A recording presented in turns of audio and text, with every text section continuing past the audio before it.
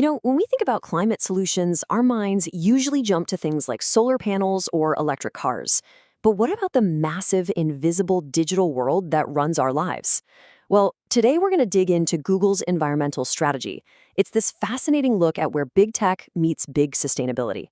Let's break down their blueprint. It's a huge question, right? And it's really the one we're exploring here. Can a company that's all about organizing information also play a major part in protecting the planet? Google seems to think so. And they've built a pretty complex, multi-layered plan to try and prove it. So their whole game plan is this kind of inside-out model, broken down into three parts. It all starts with them cleaning up their own gigantic operations. Then it moves outward to giving you, the user, better tools. And finally, it scales up to help other huge businesses go green too. Okay, so let's start with that first layer, their own house. I mean, for a company that runs on data centers the size of city blocks, any believable climate plan has to start with getting your own massive footprint under control.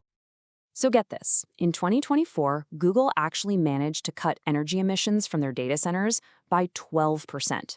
And what's really wild about this number is that they pulled this off while demand for super energy-hungry services like AI and cloud computing was just exploding.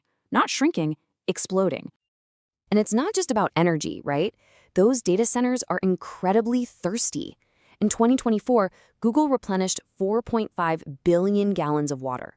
Now, to put that into perspective, that's 64% of all the fresh water they used. And it's enough to supply about 40,000 US households for a whole year. That is a huge jump from just 18% the year before. Okay, so to power this whole operation, they're not messing around. They're making massive investments in clean energy. 2024 was actually a record year for them. They signed contracts for over 8 gigawatts of clean power. And they're even betting on the future, signing the world's very first corporate deal for next-gen small modular nuclear reactors. And this thinking, it goes all the way down to the silicon. They're designing their own custom AI chips. They call them TPUs, which are now almost 30 times more power efficient than the first ones they built back in 2018.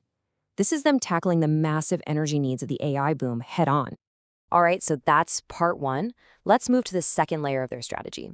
After working on its own house, Google pushes its focus outward, putting sustainability tools right into the products that billions of us use every single day.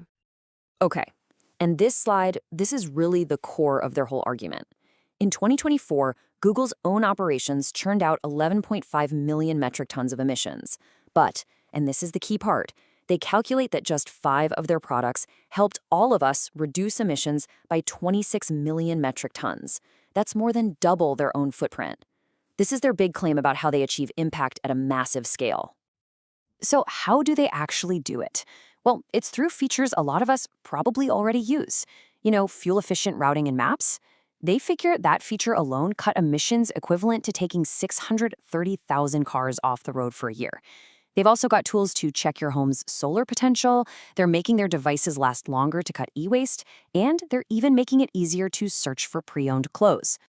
And that brings us to the third and final piece of the puzzle: scaling their impact by giving tools to other companies.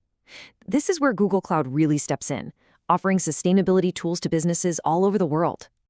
What they're doing is offering other businesses a pretty simple but really powerful framework. First, measure your impact with data and AI. Second, optimize your operations and supply chains to be more efficient. And third, grow by finding new ways to do business as we all shift to a low-carbon economy. And look, this isn't just some high-level corporate talk. They're backing it up with actual tools. For example, businesses can use something called the Carbon Sense Suite to measure their own cloud footprint.